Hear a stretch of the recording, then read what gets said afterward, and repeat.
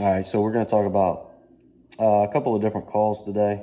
I'm going to bust this up into a couple of different videos so that they're not too long, right? Most people lose attention after a minute or so, with today's social media. So anyway, so what we got right here, if you can see that. So that's one of the calls that we're selling this year in the 3-pack, Ghost and Gobblers. And this is basically a triple reed batwing call. And so what I want to walk you through is basically a Kee Kee run. All right. So for me, early on when I first started calling, that was one of the hardest calls for me to try to figure out how to do.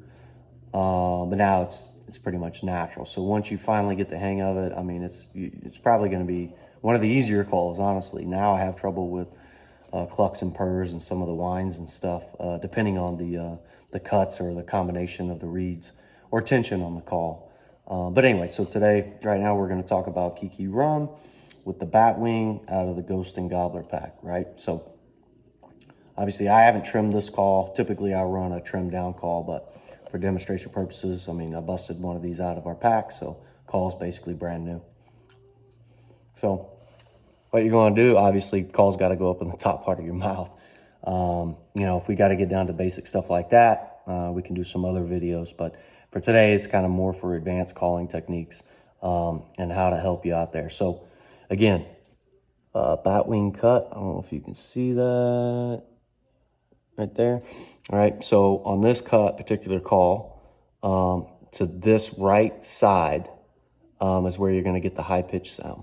Left side, you're not going to get it. And it just has to do with the way that we cut this call, right? So again, it's hard to tell, but the right side of this call has a bigger cutback on it on this batwing, so it's not equal on both sides. So that right side of that call is going to get you your high-pitched sound, right? So I'm going to put my tongue basically over to the corner to where I'm still on the reed, but I also can feel that frame in my mouth, okay? So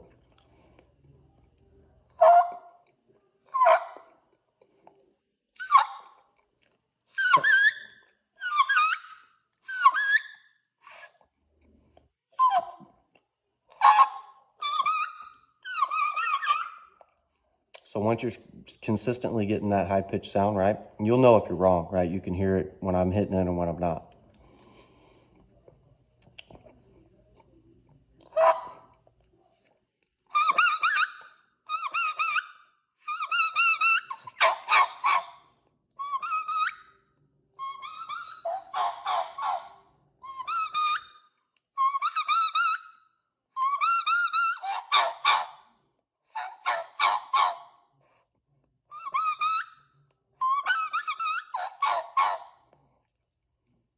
So whenever I come for the yelp, I'm just barely slightly moving my tongue off that frame, right? It doesn't have to move far, and I'm dropping my tongue a little bit on that to get those yelps out of it.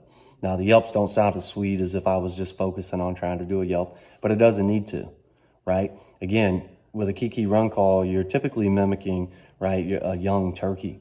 Young turkeys make lots of mistakes. They're learning how to call. The whole point of the Kee Kee is they really fully can't do a yelp typically every time.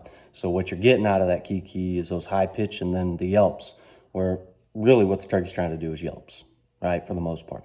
So don't worry if your yelps don't sound crisp and perfect, because that's not the point.